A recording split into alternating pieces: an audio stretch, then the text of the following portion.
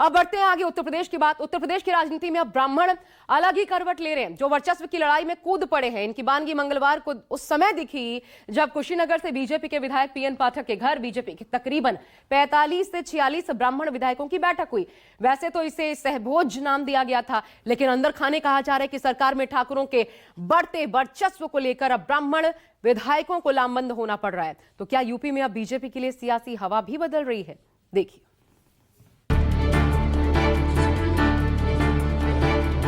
Samajwadi party के लिए ही खतरे घंटी है, क्योंकि जो बैठ के चर्चा हुई और ताकत के साथ कैसे भाजपा की सरकार बनानी, यही था। ब्राह्मण समाज ज्यादा से ज्यादा एकजुट होकर के जैसे आज के पहले मतदान किया वैसे मतदान करे, इसको लेकर के हम लोग पूरी तरीके से लामबंद हैं। 45-46 विधायक के आसपास थे वहाँ पे, सारे ब्राह्मण वर्ग से लगभग। हाँ, सारे ब्राह्मण विधायक थे। एक MLC धर्मेंद्र सिंह जी वहाँ अलग से थे। आने वाला चुनाव ये जातियों और धर्मों का चुनाव ना होकर उपेक्षित बनाम लाभान्वित का चुनाव होगा।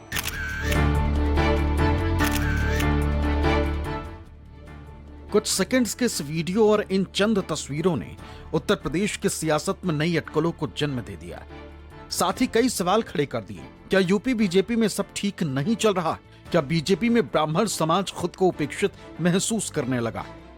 दरअसल जिस उत्तर प्रदेश की राजनीति में कभी ब्राह्मणों का बोलबाला था, उसी उत्तर प्रदेश में अब सूखा है।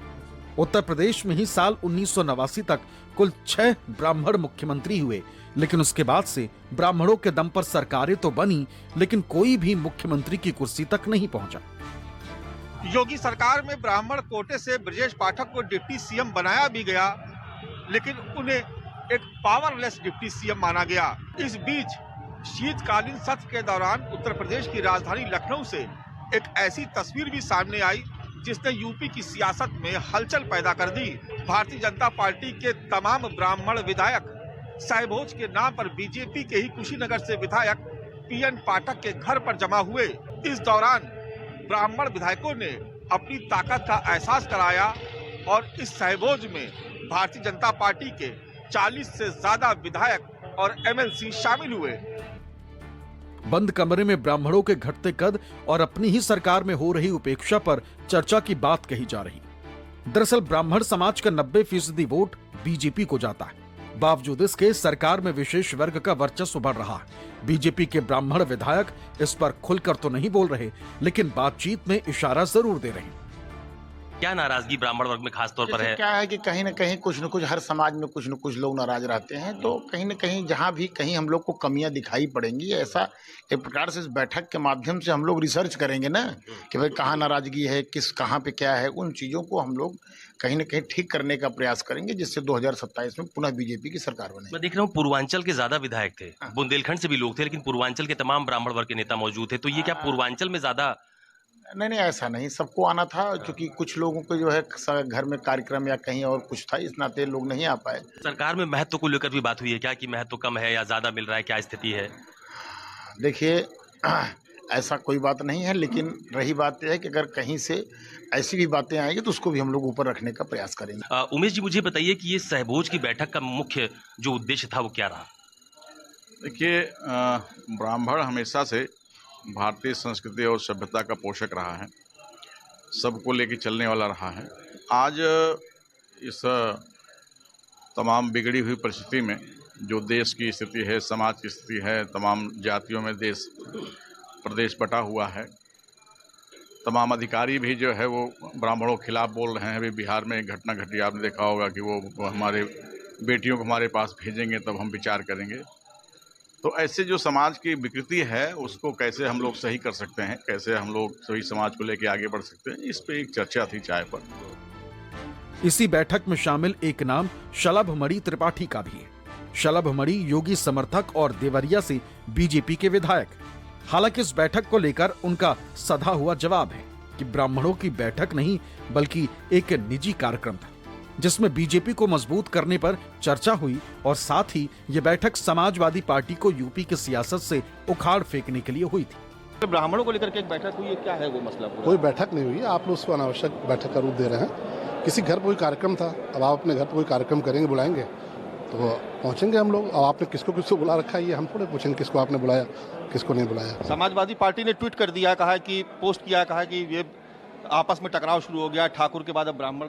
समाजवादी पार्टी के लिए ही खतरे की घंटी है, क्योंकि जो बैठ के चर्चा हुई यही हुई कि भाई माननीय मोदी जी के नेतृत्व में, माननीय योगी जी के नेतृत्व में और प्रचंड बहुमत के साथ और ताकत के साथ कैसे भाजपा की सरकार बनानी, यही था, यही सब देखा गया, सिर्फ चर्चा है।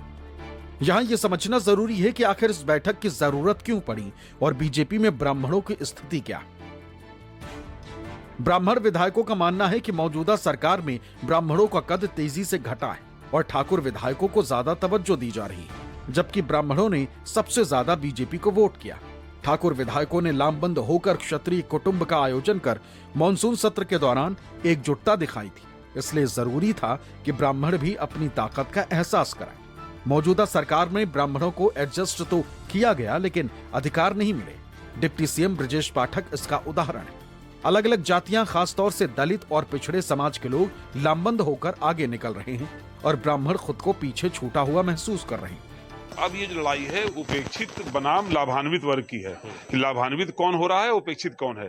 तो सारे ही वो लोग जो उपेक्षित है वो अब यूनाइट होकर धीरे धीरे अपनी बात कहेंगे और आने वाला चुनाव ये जातियों और धर्मों का चुनाव ना होकर उपेक्षित बनाम लाभान्वित का चुनाव होगा। विपक्ष पूरी तरह से डिरेल्ड है, उनके पास कहने को कुछ नहीं है। समाजवादी पार्टी प्रदेश को अराजकता की आग में 4 बार झोंकने के बाद भी उनकी पेट की आग शांत नहीं हुई है। प्रदेश में हजारों दंगे करा चुके हैं, गुंडे, बदमाश, माफिया, 1 डिस्ट्रिक्ट 1 माफिया बना चुके हैं। अब जब माफिया विहीन स्टेट है तो उनके पेट में दर्द हो रहा है कि मैं क्या करूं, अब कोई रास्ता नहीं उनको दिख रहा है। समाजवादी पार्टी की तरफ से इस पर तंज भी कसा गया। सपा के आधिकारिक एक्स हैंडल से लिखा गया कि बीजेपी ब्राह्मणों को गुलाम समझती है। ब्राह्मण समाज भाजपा को एक मुश्त वोट देता है, इसलिए भाजपा उन्हें गुलाम समझती है। सरकार बदल दोगे तो भाजपा के दिमाग ठिकाने लग जाएंगे। ब्राह्मण समाज जो खुद को बौद्धिक कहता है वो इस बात पर विचार अवश्य करे। वर्तमान में जो जातिवादी सरकार चल रही है, इससे कैसे निपटना है ये ब्राह्मण समाज सोचे। इधर ब्राह्मणों ने बैठक कर अपनी बात रखने की कोशिश की तो उधर बीजेपी में ही दूसरे समाज से ताल्लुक रखने वाले विधायक भी बैठक कर अपनी ताकत का एहसास कराने की तैयारी में। कितने विधायकों को बुलाया गया है और क्या किया है? देखिए, सामाजिक सद्भाव बैठक है, एक तरीके से सामाजिक समरसता बनाए रखने के लिए हम लोग धोबी समाज से आते हैं। सूरज जी, मुझे बताइए, आपने कहा कि आप लोग धोबी समाज से आते हैं। बीजेपी के कुल कितने विधायक हैं इस वर्ग से? देखिए, बीजेपी से 4-5 विधायक हैं हमारे, जैसे बम्बालाल जी हो गए, संजीव दिवाकर जी हो गए, जय मंगल जी हो गए और हमारे गुलाबो देवी जी हो गए, और इसी तरीके से 4-5 विधायक। स्वयं भी? हाँ, एमएलसी हूँ। यूपी में ऐसी 30 विधानसभा सीटें हैं जहां ब्राह्मण वोटर्स का खास प्रभाव है। साथ ही एक मुश्त वोट मिलने से बीजेपी की बड़ी ताकत भी।